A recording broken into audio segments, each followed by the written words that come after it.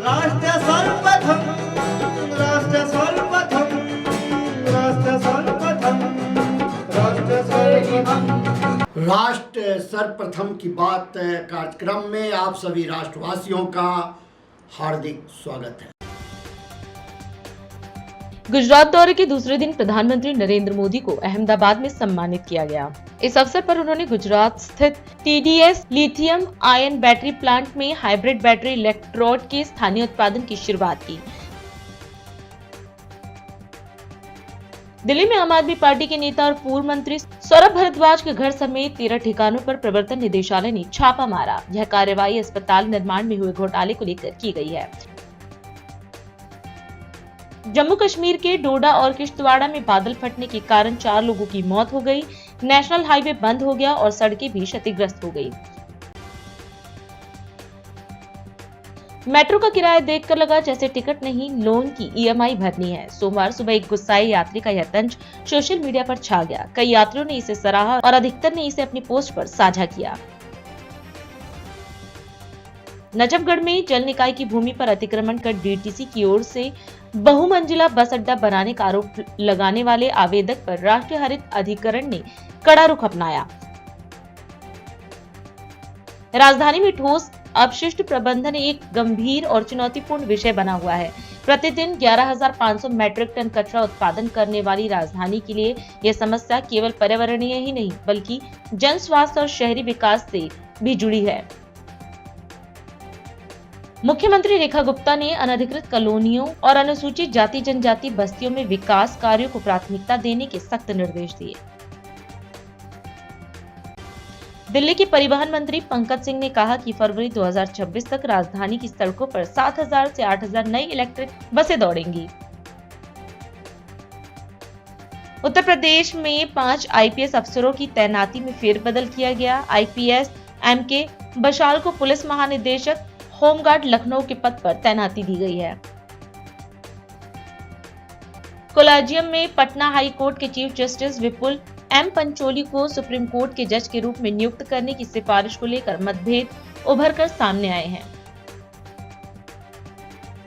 हरित ऊर्जा के क्षेत्र में आत्मनिर्भर बनने की दिशा में बड़ा कदम उठाते हुए प्रधानमंत्री नरेंद्र मोदी ने आज गुजरात के हंसलपुर में हरित गतिशीलता पहल का उद्घाटन किया। उपस्थित जनसमूह को संबोधित करते हुए प्रधानमंत्री ने कहा कि आज भारत की मेक इन इंडिया यात्रा में एक नया अध्याय जुड़ रहा है। उन्होंने कहा कि यह make in India make for the world के साझा लक्ष्य की दिशा में एक महत्वपूर्ण छलांग है। प्रधानमंत्री ने इस बात पर प्रकाश डाला कि आज से भारत में निर्मित इलेक्ट्रिक वाहनों का निर्यात 100 देशों को किया जाएगा। वहीं उन्होंने देश में हाइब्रिड बैटरी इलेक्ट्रोड निर्माण की शुरुआत की भी घोषणा की। आज भारत की मेक इन इंडिया इस यात्रा में एक नया अध्याय जुड़ रहा है। ये make in India make for the world हमारे उस लक्ष्य की तरफ एक बड़ी छलांग है। आज से भारत में बने इलेक्ट्रिक व्हीकल्स 100 देशों को एक्सपोर्ट किए जाएंगे। साथ ही आज हाइब्रिड बैटरी इलेक्ट्रोड मैन्युफैक्चरिंग भी स्टार्ट हो रही है। आज का ये दिन भारत और जापान की फ्रेंडशिप को भी नया आयाम दे रहा है। मैं सभी देशवासियों को, जापान को, सुजुकी कंपनी को बहुत बहुत बधाई देता हूं। गुजरात का मारुति का टीन एज में प्रवेश यानी आने वाले दिनों में मारुति एक नए पंख फैलाएगा, नए उमंग और उत्साह के साथ आगे बढ़ेगा, ऐसा मेरा पूरा विश्वास है। भारत की सक्सेस स्टोरी के बीज करीब करीब 13 साल पहले बोए गए थे। 2012 में जब मैं यहां का मुख्यमंत्री था, तब हमने मारुति सुजुकी को हंसलपुर में जमीन अलॉट की थी। विजन उस समय भी आत्मनिर्भर भारत का था, मेक इन इंडिया का था। हमारे तब के प्रयास आज देश के संकल्पों को पूरा करने में इतनी बड़ी भूमिका निभा रहे हैं। साथियों, भारत के पास डेमोक्रेसी की शक्ति है और भारत के पास डेमोग्राफी का एडवांटेज है। हमारे पास स्किल्ड वर्कफोर्स का बहुत बड़ा पूल है, इसलिए कि हमारे हर पार्टनर के लिए विन विन सिचुएशन बनाता है। आज आप देखिए, सुजुकी जापान भारत में मैन्युफैक्चरिंग कर रही है और जो गाड़ियां बन रही है वो वापस जापान को एक्सपोर्ट की जा रही है। ये जापान और भारत के रिश्तों की मजबूती तो है ही, भारत को लेकर ग्लोबल कंपनियों के भरोसे को भी ये आपके सामने प्रस्तुत करता है। एक तरह से मारुति सुजुकी जैसी कंपनियां मेक इन इंडिया की ब्रांड एम्बेसडर बन चुकी है। लगातार 4 साल से मारुति भारत की सबसे बड़ी कार एक्सपोर्टर है। अब आज से ईवी एक्सपोर्ट को भी उसी स्केल पर ले जाने की शुरुआत हो रही है। अब दुनिया के दर्जनों देशों में जो ईवी चलेगी उसमें लिखा होगा मेड इन इंडिया। फ्रेंड्स, हम सब जानते हैं ईवी इकोसिस्टम का सबसे क्रिटिकल पार्ट बैटरी है। कुछ साल पहले तक भारत में बैटरी पूरी तरह इंपोर्ट होती थी।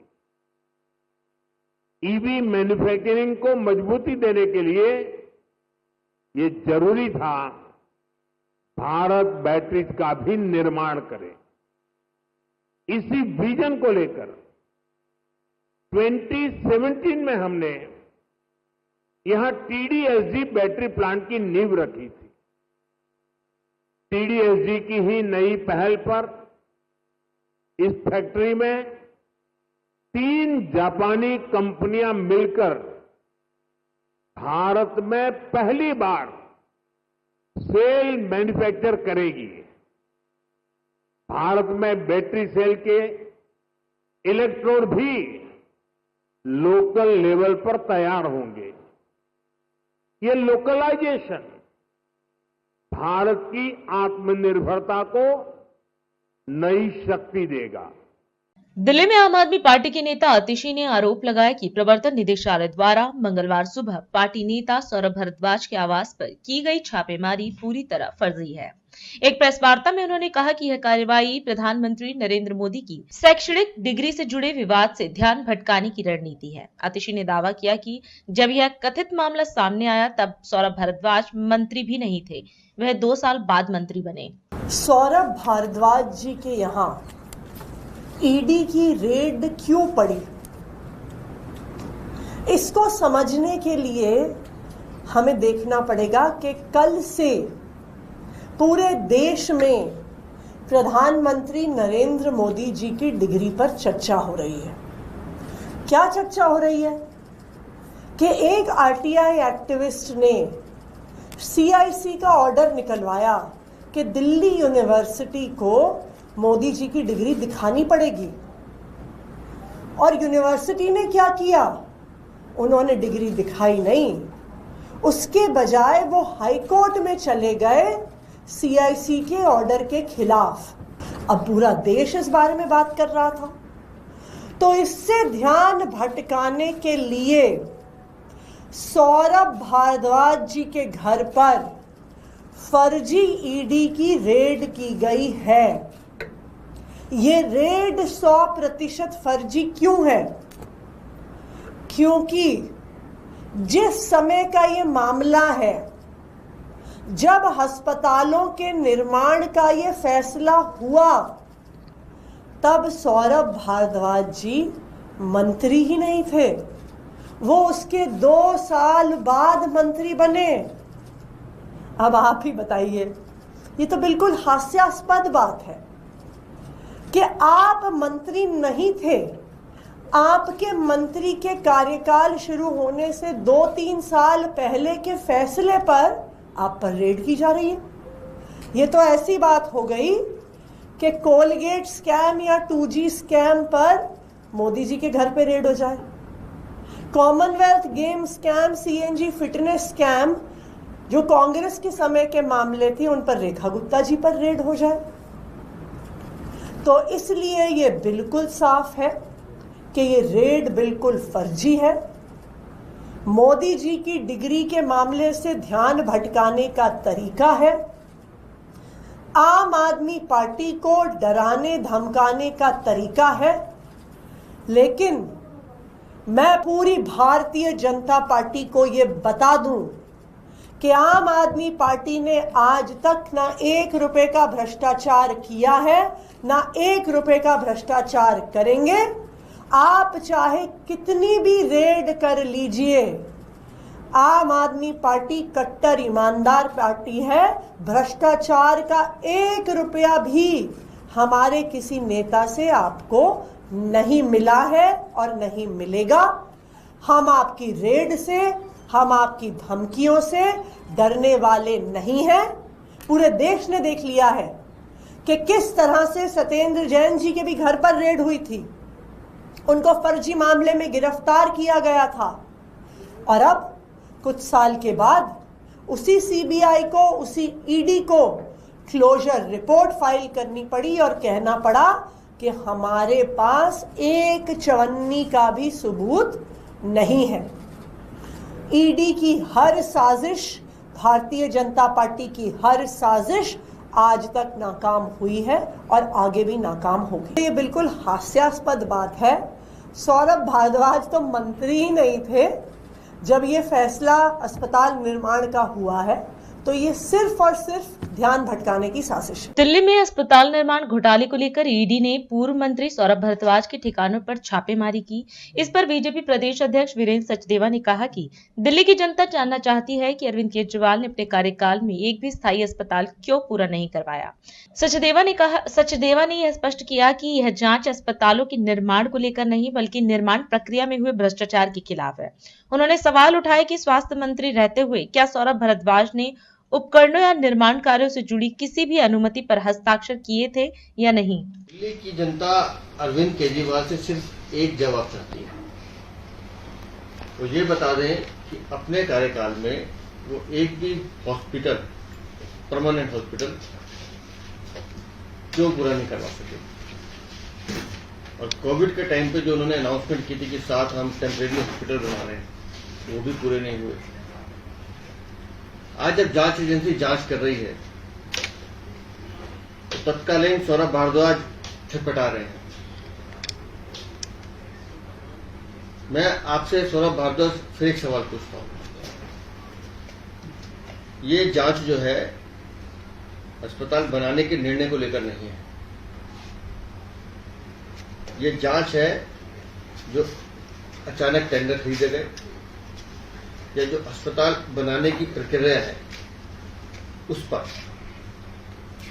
तो आप इतना बता दें कि आप स्वास्थ्य मंत्री रहते हुए किसी भी तरह के उपकरण या कंस्ट्रक्शन को लेकर आपने कोई अनुमति दी थी कि नहीं दी।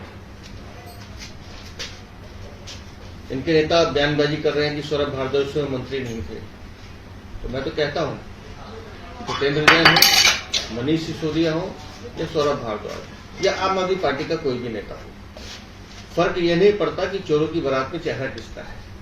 फर्क यह है कि पूरी की बारात ही बारात चोरों की है, जिसका काम था दिल्ली को लूटना। और किस तरह से ये जब इन पे कोई भी जांच शुरू होती है तो ये भ्रम फैलाना शुरू करते हैं, झूठ बोलना शुरू करते हैं, इकोसिस्टम तैयार करते हैं कि किसी तरह से ये भ्रम फैल जाए कि हमने कुछ नहीं किया। हकीकत यह है कि पिछले 11 सालों में दिल्ली को लूटने का काम आम आदमी पार्टी ने किया, दिल्ली को बर्बाद करने का काम आम आदमी पार्टी ने किया।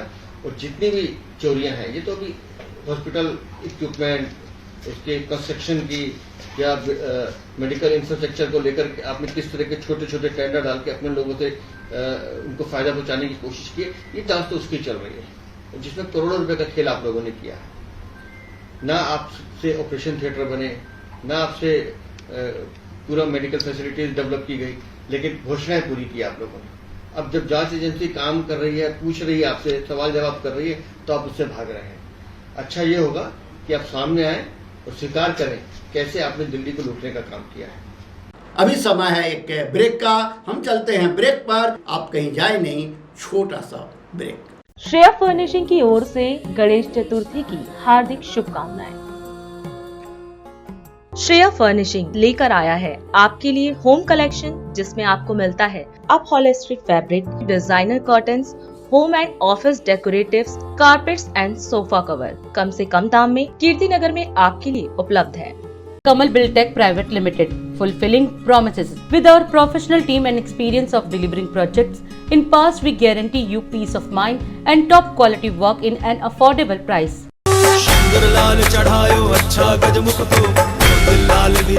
इंडिया दर्पण दैनिक हिंदी समाचार पत्र, DID न्यूज, मदर इंडिया पत्रिका की ओर से समस्त राष्ट्रवासियों को गणेश चतुर्थी की हार्दिक शुभकामनाएं।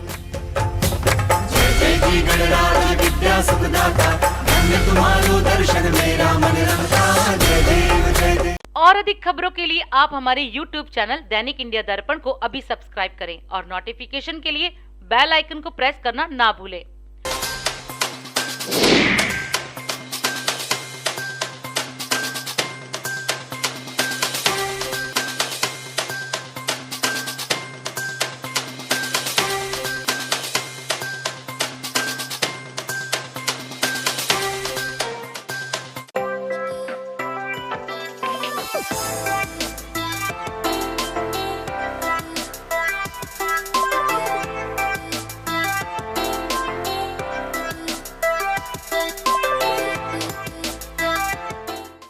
राष्ट्र सर्वप्रथम की बात कार्यक्रम में ब्रेक के बाद एक बार फिर आप सभी राष्ट्रवासियों का स्वागत है। रक्षा मंत्री राजनाथ सिंह ने विशाखापत्तनम में INS उदयगिरी और INS हिमगिरी 2 बहु मिशन स्टील्थ फ्रिगेट्स के कमीशनिंग समारोह में शिरकत की। इस मौके पर उन्होंने Mazagon dock ship builders limited और garden reach ship builder and engineers को बधाई दी। रक्षा मंत्री ने कहा कि इन युद्धपोतों के निर्माण में दिखाया गया जज्बा और मेहनत काबिले तारीफ है।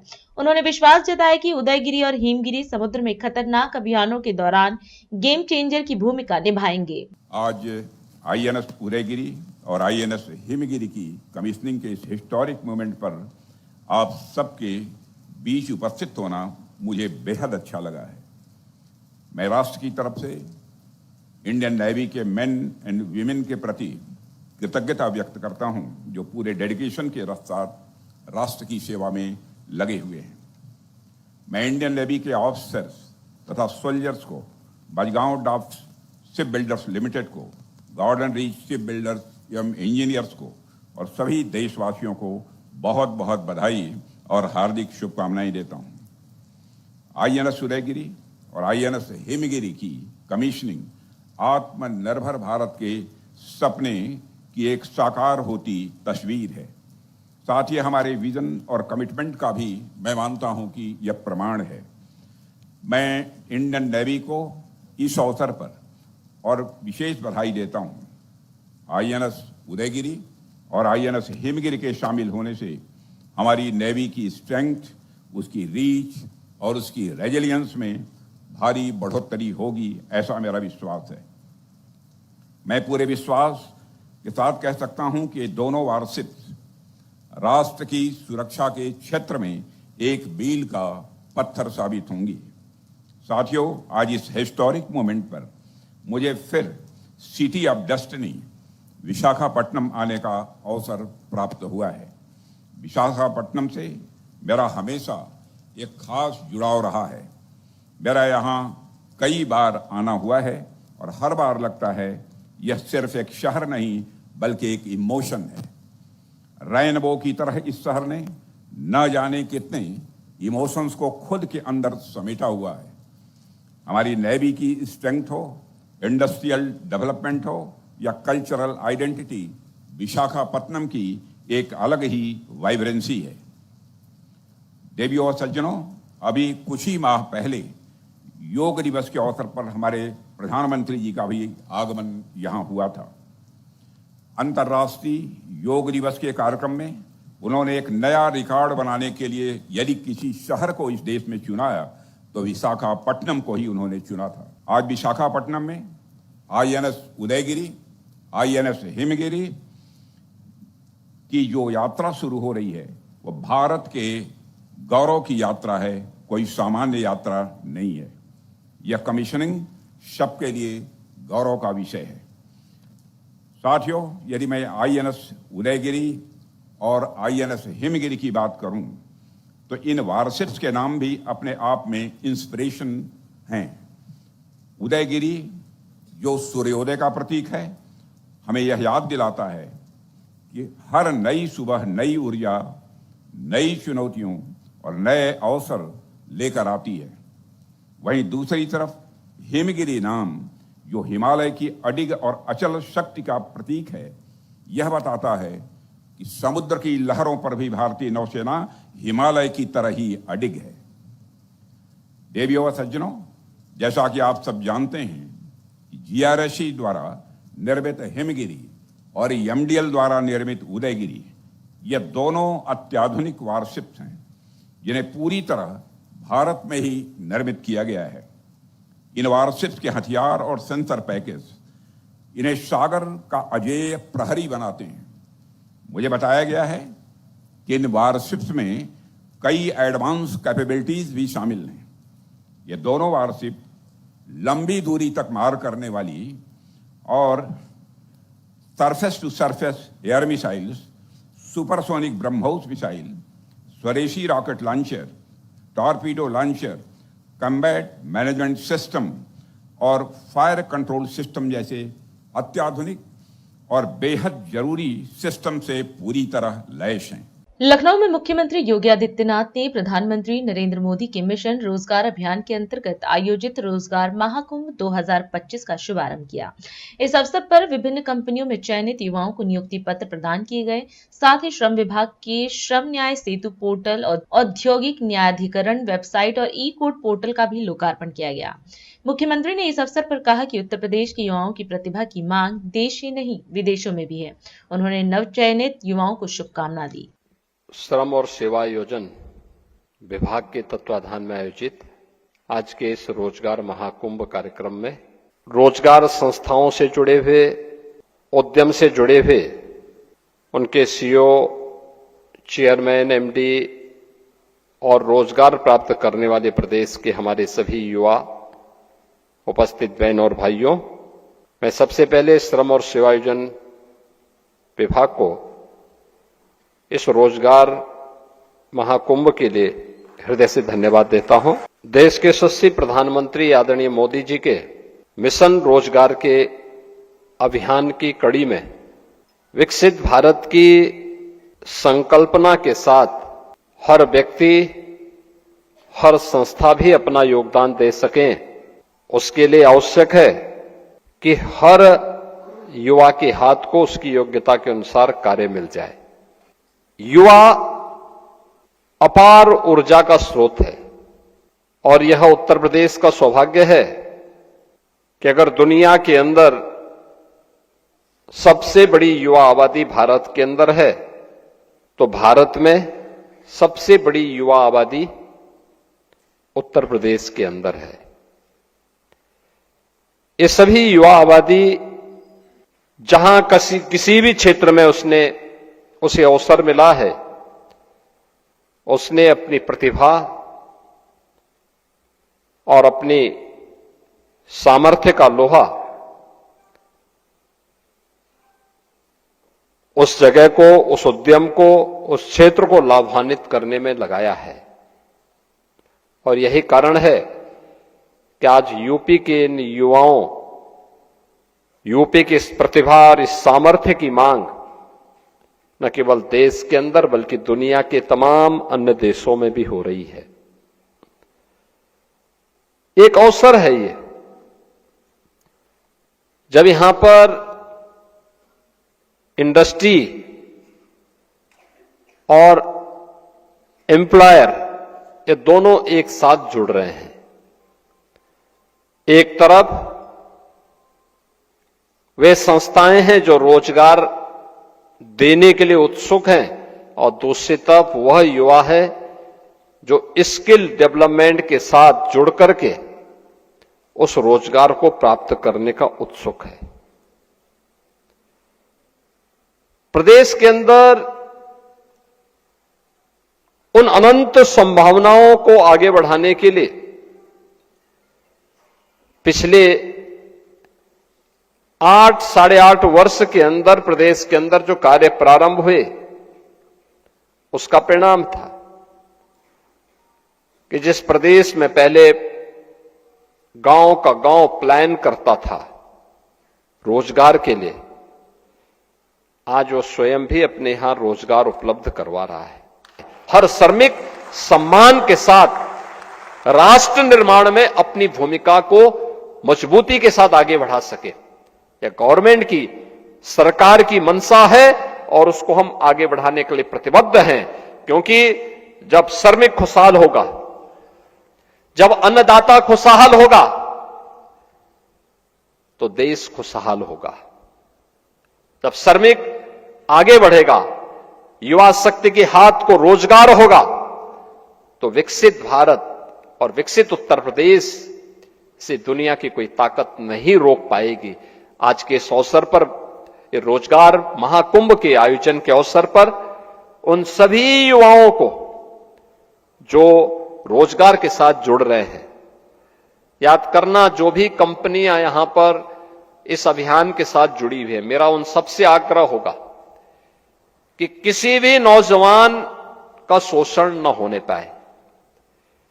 अगर उस नौजवान को बाहर भेजना है तो पहले वहां के लैंग्वेज और उस प्रकार के टेक्नोलॉजी के साथ, उस प्रकार के ट्रेड के साथ उत्तर प्रदेश के हमें स्किल डेवलपमेंट मिशन के साथ उनको जोड़ करके उनकी ट्रेनिंग दे देनी चाहिए, जिससे वह युवा या वो हमारा जो नौजवान है, जब वह किसी नौकरी रोजगार के लिए दुनिया के किसी देश में जाता है या देश के किसी अन्य भाग में जाता है, वहां ट्रेनिंग के नाम पर, वहां लैंग्वेज के नाम पर उसको अनावश्यक वेट न करना पड़े। इस रोजगार महाकुंभ में प्रदेश भर से जो युवा उपस्थित हुए हैं, उन सभी युवाओं का मैं हृदय से स्वागत करता हूं और विश्वास करता हूं कि श्रम और सेवायोजन विभाग इन सभी चीजों को जरूर ध्यान में रख करके इन युवाओं के हितों को हर प्रकार से सुरक्षा और संरक्षण देने का काम करेगा। आप सबके प्रति मेरी शुभकामनाएं हैं। धन्यवाद। जय हिंद। और अधिक खबरों के लिए आप हमारे YouTube चैनल दैनिक इंडिया दर्पण को अभी सब्सक्राइब करें और नोटिफिकेशन के लिए बेल आइकन को प्रेस करना ना भूलें।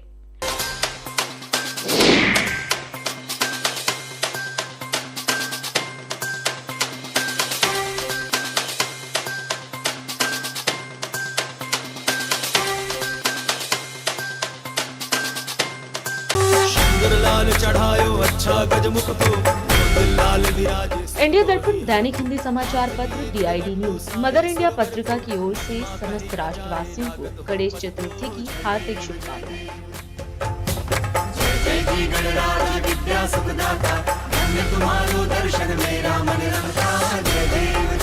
आज हम इस कार्यक्रम में आपसे विदा लेते हैं। आप अन्य खबरों के लिए बने रहे। राष्ट्र सर्वप्रथम, वंदे मातरम, जाग उठा है भारत। राष्ट्र सर्वप्रथम, राष्ट्र सर्वप्रथम, राष्ट्र सर्वप्रथम, राष्ट्र सर्वप्रथम।